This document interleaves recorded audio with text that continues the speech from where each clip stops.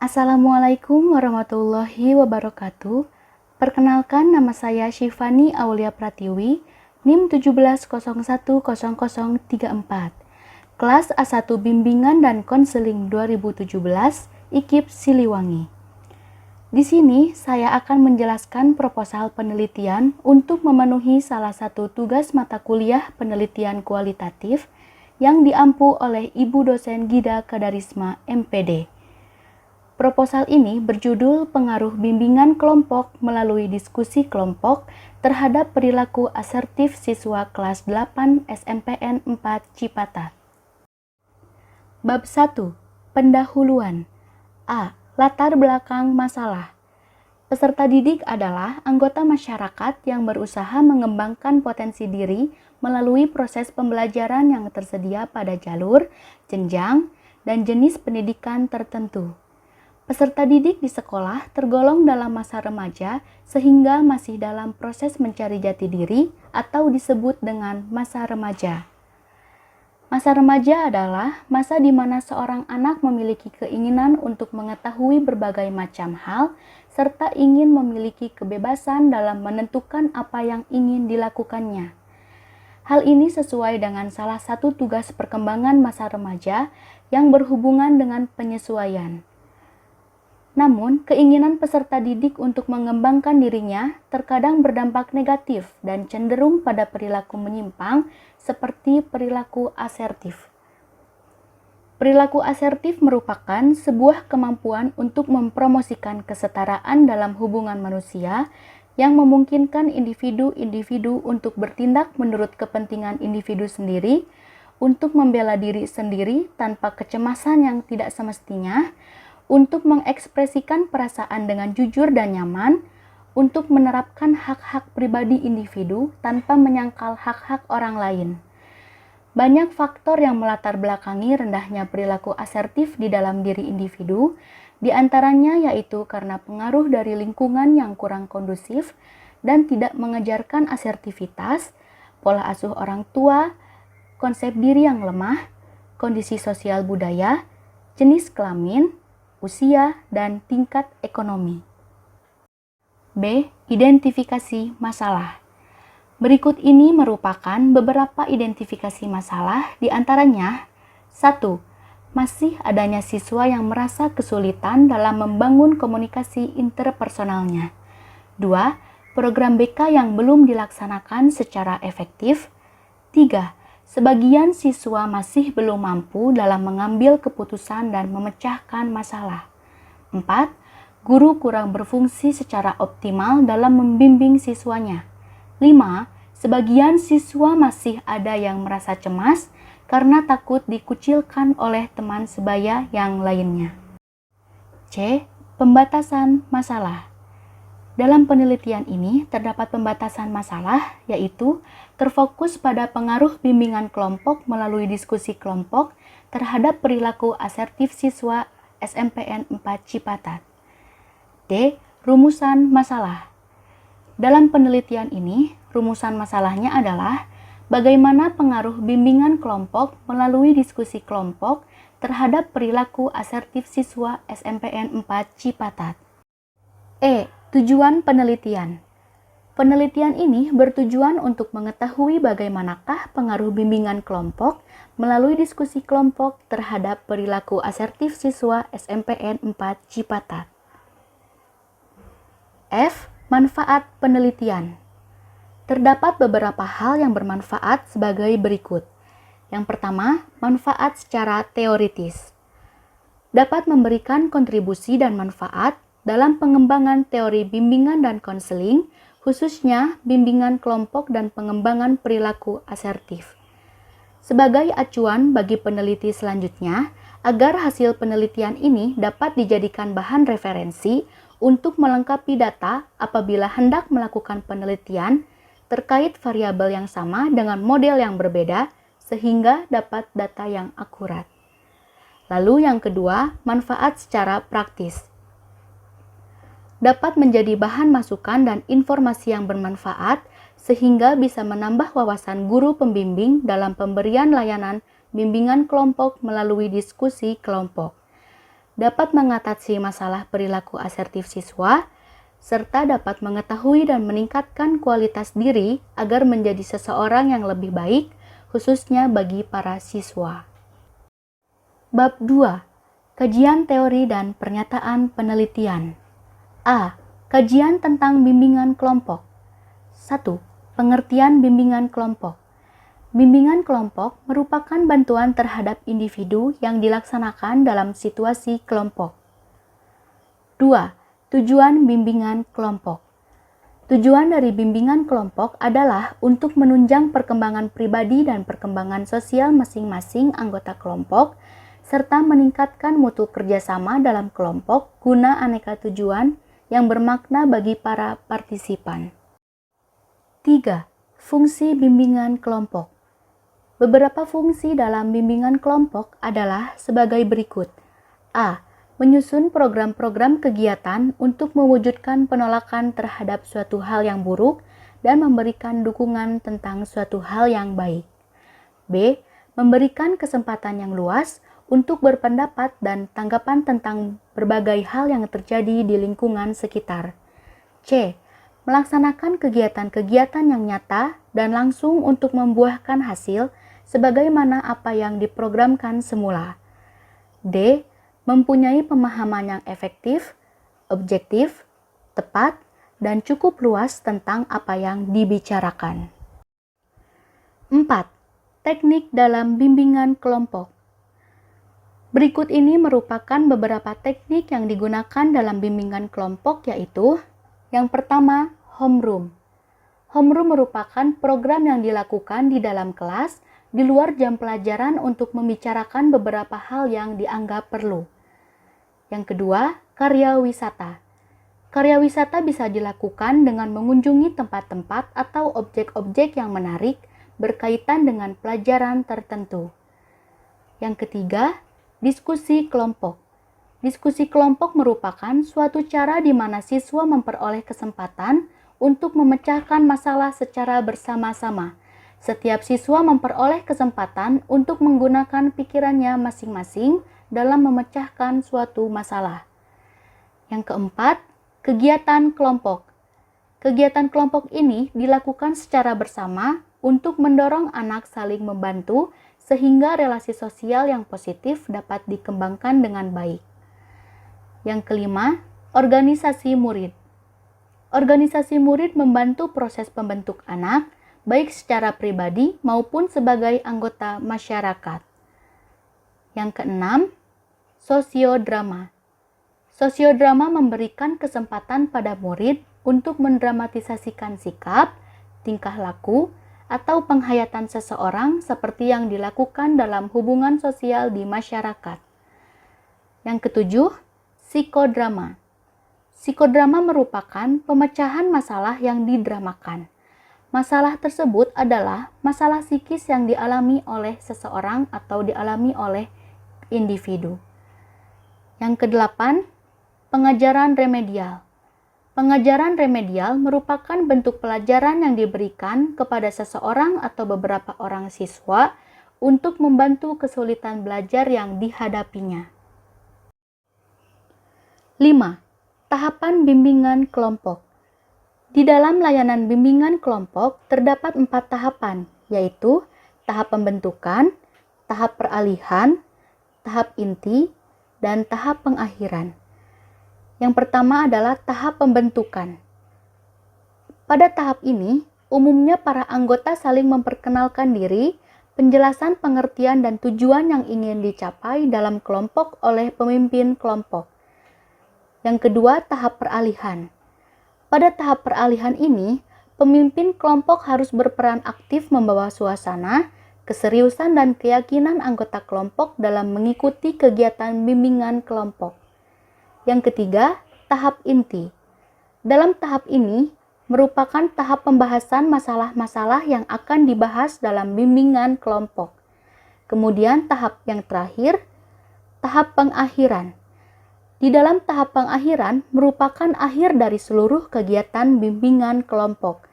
Pada tahap ini, anggota kelompok mengungkapkan kesan dan pesan, kemudian evaluasi akhir terhadap kegiatan kelompok.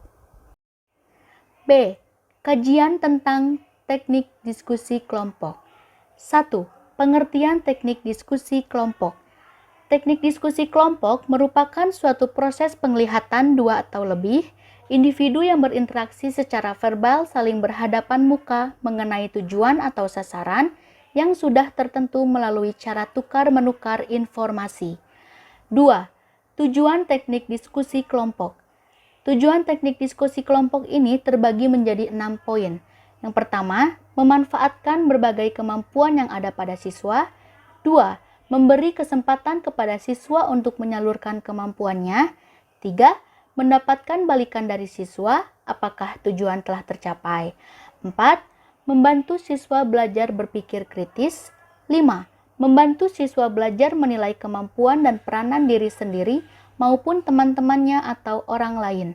6. Membantu siswa menyadari dan mampu merumuskan berbagai masalah. 3. Teknik atau bentuk diskusi kelompok. Beberapa teknik atau bentuk diskusi kelompok yang setiap bentuknya itu mempunyai ciri khas dan cara kerja masing-masing, yaitu sebagai berikut. Yang pertama, whole group. Whole group merupakan satu kelas atau kelompok diskusi. Kelompok diskusi whole group yang ideal adalah jika jumlah anggotanya tidak lebih dari 15 orang. Yang kedua, buzz group. Buzz group merupakan satu kelompok besar dibagi menjadi beberapa kelompok kecil yang terdiri atas 4-5 orang. Tempat diatur agar siswa dapat berhadapan muka dan bertukar pikiran dengan mudah. Diskusi diadakan di tengah atau di akhir pelajaran dengan maksud menajamkan kerangka bahan pelajaran, memperjelas bahan pelajaran, atau menjawab pertanyaan-pertanyaan. Hasil belajar yang diharapkan adalah agar segenap individu membandingkan persepsinya yang mungkin berbeda-beda tentang bahan pelajaran, membandingkan interpretasi dan informasi yang diperoleh masing-masing. Dengan demikian, masing-masing individu dapat saling memperbaiki pengertian, persepsi, informasi, interpretasi sehingga dapat dihindarkan kekeliruan-kekeliruan. Yang ketiga, panel. Panel merupakan suatu kelompok kecil, biasanya terdiri atas 3-6 orang. Mendiskusikan satu subjek tertentu, duduk dalam suatu susunan semi melingkar, dipimpin oleh seorang moderator. Panel ini secara fisik dapat berhadapan dengan audiens atau konseli, dapat juga secara tidak langsung, misalnya panel dalam gadget atau handphone. Yang keempat, syndicate group. Syndicate group merupakan suatu kelompok atau kelas yang dibagi menjadi beberapa kelompok kecil terdiri atas 3-6 orang. Masing-masing kelompok kecil melaksanakan tugas tertentu. Guru menjelaskan garis besar permasalahan kelas. Guru menjelaskan aspek-aspek masalah.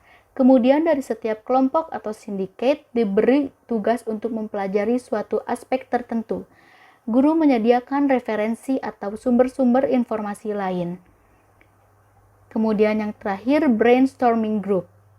Merupakan kelompok menyumbangkan ide-ide baru tanpa dinilai segera.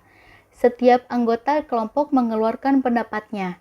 Hasil belajar yang diharapkan ialah agar anggota kelompok belajar menghargai pendapat orang lain, menumbuhkan rasa percaya kepada diri sendiri dalam mengembangkan ide-ide yang ditemukan yang dianggap benar. 4. Langkah-langkah teknik diskusi kelompok. Berikut ini merupakan langkah-langkah teknik diskusi kelompok sebagai berikut. Yang pertama, tahap perencanaan. Dalam tahap ini, konselor atau guru BK melaksanakan 5 macam hal. Yang pertama, merumuskan tujuan diskusi. Yang kedua, menentukan jenis diskusi antara diskusi kelas, diskusi kelompok-kelompok kecil, atau diskusi panel.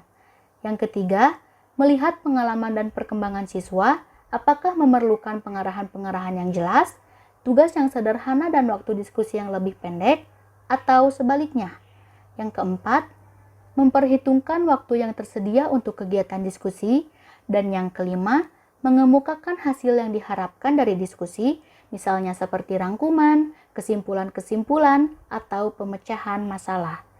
Kemudian yang kedua, tahap pelaksanaan. Dalam tahap ini, konselor atau guru BK memberikan tugas yang harus didiskusikan. waktu yang tersedia untuk mendiskusikan tugas itu, dan juga memberitahu cara melaporkan tugas, serta menunjuk pengamat diskusi apabila diperlukan. Kemudian yang ketiga, tahap penilaian. Dalam tahap penilaian, konselor atau guru BK meminta pengamat melaporkan hasil pengamatannya, memberikan komentar mengenai proses diskusi dan membicarakannya dengan kelompok. C. Kajian tentang perilaku asertif. 1. Pengertian perilaku asertif.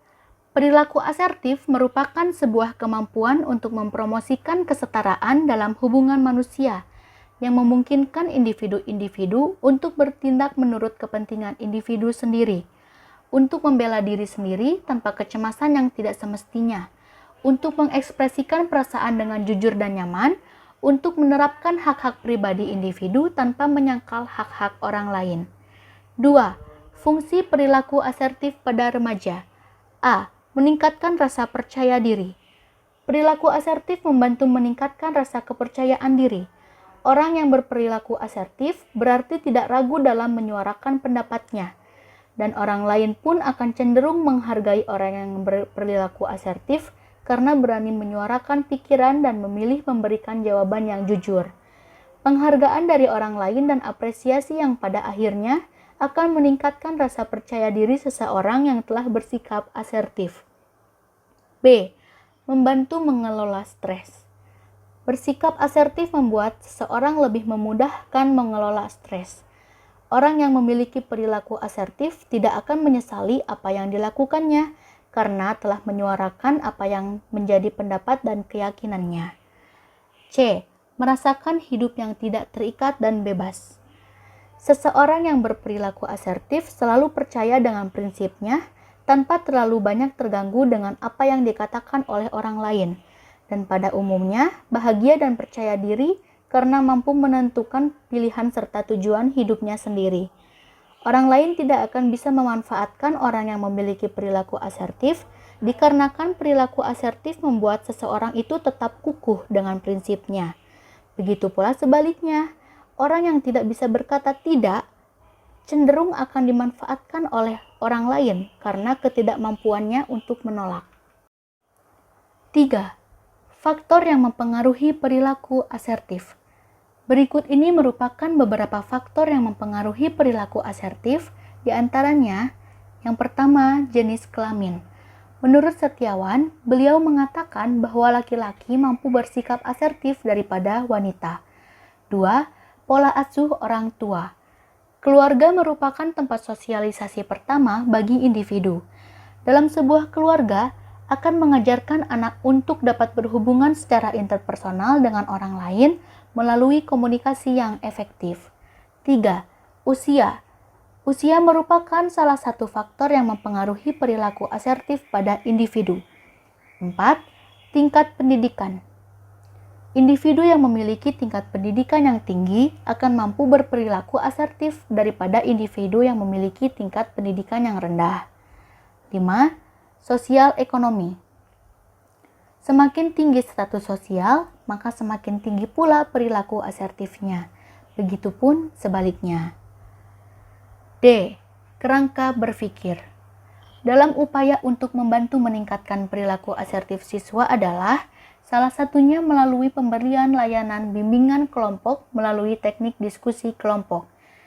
Pemberian layanan ini diberikan agar siswa dapat meningkatkan perilaku asertifnya dan membantu dalam mengatasi kesulitan bersosialisasi dengan teman sebayanya, serta meningkatkan rasa percaya diri karena dengan menggunakan dinamika kelompok ini dalam teknik diskusi kelompok, siswa dapat menyampaikan pendapatnya dengan teman kelompoknya serta tidak membuat siswa cemas ketika bersosialisasi dengan teman-temannya. Pemberian layanan bimbingan kelompok melalui teknik diskusi kelompok ini dapat mengatasi rendahnya perilaku asertif siswa dan dapat pula menjadikan siswa lebih percaya diri serta memahami dan menilai dirinya sendiri. E. Pertanyaan penelitian. Berdasarkan kerangka berpikir tersebut, dapat diajukan pertanyaan sebagai berikut. 1. Bagaimanakah keterlibatan guru BK dalam mengatasi rendahnya perilaku asertif siswa kelas 8 di SMPN 4 Cipatat? 2. Bagaimanakah perilaku asertif siswa dalam proses belajar di SMPN 4 Cipatat? 3. Bagaimana cara siswa dalam menilai dirinya untuk mengatasi rendahnya perilaku asertif tersebut? 4. Bagaimanakah cara siswa membuat rencana tindakan yang bertanggung jawab untuk mengatasi rendahnya perilaku asertif tersebut? 5. Bagaimana cara guru BK agar membuat siswa memiliki perilaku asertif yang tinggi? 6. Bagaimana guru BK dalam menolak rencana yang disepakati dalam mengatasi perilaku asertif siswa yang rendah? 7. Bagaimana guru BK memberi konsekuensi dalam menerima hasil perencanaan hasil yang telah disepakati? Bab 3. Metode penelitian. A. Tempat dan waktu. Tempat yang digunakan untuk penelitian ini adalah Sekolah Menengah Pertama Negeri 4 Cipatat. Waktu penelitian ini dilaksanakan pada bulan Februari 2020 sampai dengan bulan April 2020 pada tahun pelajaran 2019-2020. B. Subjek dan objek penelitian. Subjek dalam penelitian ini adalah kepala sekolah, petugas bimbingan dan konseling, guru dan siswa kelas 8 SMPN 4 Cipatat. Sedangkan objek yang akan diteliti adalah pengaruh bimbingan kelompok melalui diskusi kelompok terhadap perilaku asertif siswa kelas 8 SMPN 4 Cipatat. C. Pendekatan dan jenis penelitian. Pendekatan yang digunakan dalam penelitian ini adalah pendekatan kualitatif dengan metode kualitatif naturalistik. Pendekatan naturalistik adalah pelaksanaan peneliti yang terjadi secara alamiah, apa adanya dalam situasi normal, yang tidak dimanipulasi keadaan dan kondisinya menekankan pada deskripsi secara alami. D. Metode pengumpulan data. Metode pengumpulan data yang digunakan dalam penelitian ini adalah observasi, wawancara, dan dokumentasi. E. Keabsahan data. Di dalam menemukan keabsahan data, diperlukan teknik sebagai berikut. 1. Memperpanjang observasi. Dengan memperpanjang observasi, maka kita akan meyakinkan dan meningkatkan hasil data yang dikumpulkan. Dengan demikian, peneliti dapat menguji dan mengetahui bila terdapat ketidakbenaran informasi, baik dari dalam diri sendiri maupun dari responden. 2. Ketekunan pengamatan. Ketekunan pengamatan dimaksudkan untuk menemukan ciri-ciri dan unsur-unsur dalam situasi yang sangat relevan dalam persoalan yang sedang diteliti, untuk mendapatkan kedalaman dan kepastian isi data yang diperlukan. 3. Triangulasi. Pemeriksaan data dengan memanfaatkan sesuatu yang lain yang ada di luar data sebagai perbandingan terhadap data yang telah diperoleh. Dalam hal ini, triangulasi yang dipakai adalah dengan menggunakan sumber, metode, pengamatan, dan teori, serta sebagai perbandingan yang lebih kuat terhadap data yang diperoleh, maka dilakukan cross-check atau wawancara terhadap kepala sekolah, wali kelas, guru, dan siswa. F. Teknik analisis data. Di dalam teknik analisis data kualitatif berdasarkan model analisis interaktif terdiri dari 3 langkah yang saling berinteraksi, yaitu 1. Reduksi data atau data reduction. Reduksi data diartikan sebagai proses pemilihan, mengabstrakkan informasi data kasar yang muncul dari catatan lapangan. Reduksi data dalam penelitian ini berlangsung secara terus-menerus selama penelitian ini berlangsung. Reduksi data dilakukan untuk menajamkan, menggolongkan, mengarahkan, membuang yang tidak diperlukan dan mengorganisasikan data yang diperlukan sesuai fokus mengenai masalah penelitian. 2. Penyajian data atau display data. Penyajian data merupakan tahapan untuk memahami apa yang sedang terjadi dan apa yang harus dilakukan selanjutnya untuk dianalisis dan diambil tindakan yang dianggap perlu. 3. Verifikasi dan penarikan kesimpulan atau concluding drawing or verification. Kegiatan verifikasi dan menarik kesimpulan ini sebenarnya hanyalah sebagian dari suatu kegiatan konfigurasi yang utuh, dikarenakan penarikan kesimpulan juga diverifikasi sejak berlangsungnya awal penelitian sampai akhir penelitian yang merupakan suatu proses berkesinambungan dan juga berkelanjutan. Demikian penjelasan yang bisa saya sampaikan mengenai proposal penelitian yang berjudul Pengaruh Bimbingan Kelompok melalui Diskusi Kelompok terhadap Perilaku Asertif Siswa Kelas 8 SMPN 4 Cipatat. Semoga dengan adanya video ini dapat bermanfaat bagi kita semua. Mohon maaf jika ada kesalahan. Terima kasih atas waktu dan perhatiannya. Wabillahi taufiq wal hidayah. Wassalamualaikum warahmatullahi wabarakatuh.